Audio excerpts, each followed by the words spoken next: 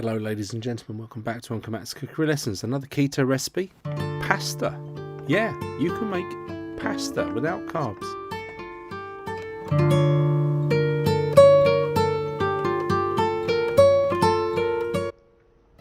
Hello, in this video I'm going to be attempting to make a low carb or keto pasta.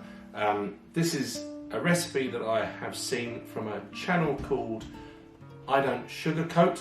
Wonderful American lady, and it looks like she's been losing serious amounts of weight and she's fully involved in the whole ketogenic thing. So I'm going to try this out. It's using a couple of different flours. There's lupin flour and there's vital wheat gluten, which is the gluten extracted from the wheat but without the carbs.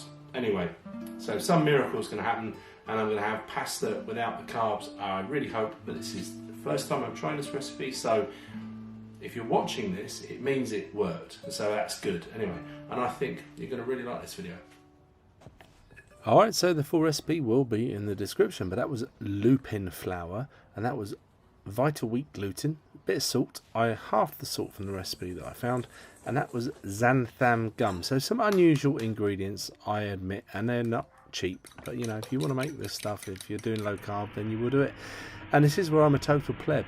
My battery ran out on my camera, and so you missed me adding the egg and the water and the oil to the flours and mixing it for about a minute. But you know, you can assume that I did that and it worked alright. So I had the paddle attachment in there. By all means, you could just do all of this by hand on your work surface, but I wanted to save myself the effort.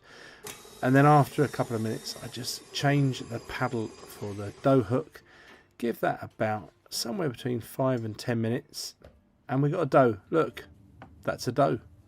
It's a little bit tacky, a little bit more tacky than I wanted it to be. So there we go. That's the bag with the lupin flour in it, which doesn't have carbohydrates in it, and it's quite bitter though if you use too much of it apparently.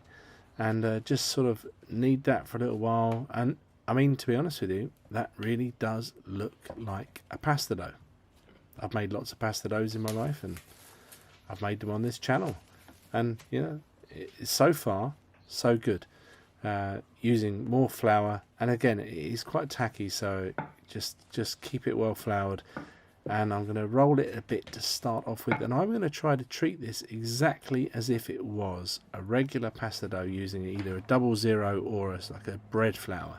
So I like to brush off some of the excess, give it like a business letter fold it over, give it a bit of roll out that way again, but you know, turn it 90 degrees basically, give it a roll again. And what this will do when you're making regular pasta is you're building up sort of more layers of the networks of the glutens, forming more strength, more elasticity, and you get that lovely sort of toothsomeness to your pasta, which is what we're after.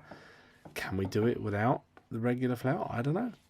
We're experimental, and as I said in the intro, this is the first time I have ever tried this. I thought, well, you know, why not do it on video for the world to see, or for a few hundred people to see, probably. So through my pasta attachment, my rolling attachment on my KitchenAid, and if you haven't got one of these, you can get a couple of bits of parchment and a rolling pin, and you will be able to roll this thing out. It just take a bit more work, but I could feel it was tacky, so more flour. And you're going to find that you're going to have to keep this very well floured, I would say, this recipe the whole time. Here we go, adding more and more flour as we go along, as we work our way down through the notches. So if you have a pasta rolling attachment, mine goes down to the finest setting of 8. I went down to 6, but each time I would go through each setting at least 2 times. And you can see that we are creating what looks like, I mean, it looks exactly like a normal pasta. It's behaving itself. Look, nice long sheet of pasta, fantastic. So a bit more flour down. I'm going to lay that out because I've got more pasta to roll out. So a bit more of the older flour, lupin flour on top of that. And I thought I'll cover it with cling film because I don't want it to get too dry. I don't want it to get all, you know, cracking and stuff like that. So look, there's a close-up look of it. It looks stunning. Honestly, at this stage, I'm thinking this is looking fantastic. We are going to be having pasta every day, love, he says to his missus, and you know, and he gets carried away. But there we go. So it's a bit long, cut those in half so we can manage them, because the other thing as well is if you are making noodles, that's linguine or fettuccine or whatever, you don't want them to be too long. So that's a really good length. And there we go, through my either tagliatelle or fettuccine attachment, I don't know what you call it, it seems the same to me. And I'm just building mine into little nests.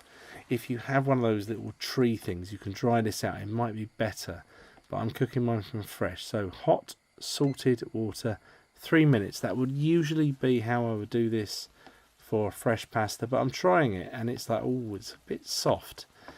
So into the ragu that I've made, I'll share a link to a ragu video, shall I?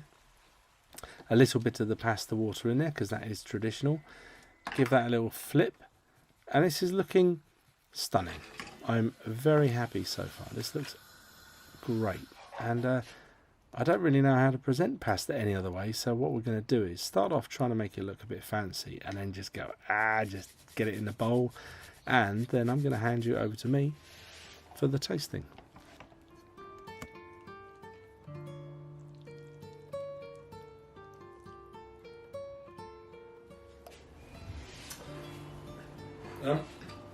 Keto pasta.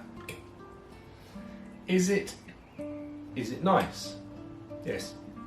Yeah, it's really nice. Obviously the ragu tastes really nice as well.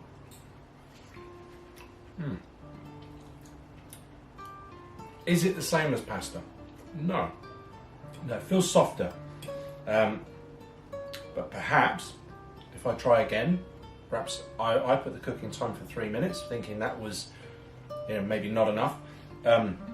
Perhaps 2 minutes would have been absolutely spot on. So it's definitely worth having a go. And if you are, if you're struggling to come up with ideas, things to remove carbs from your diet, and you just really fancy some good old bowl of pasta with a ragu, this is great. It's really nice. And it wasn't really any more fuss than making your own pasta. It was exactly the same, really. So, thank you very, very much for watching. While you're here, if you don't mind, please, if you would like the video, subscribe to the channel if you like, let YouTube know that it's not such a bad channel after all. You can comment, and sharing is apparently the most way of showing that you care. So, any of those things, I'll be really, really grateful to you. And I'll catch you in the next video coming pretty soon. Bye.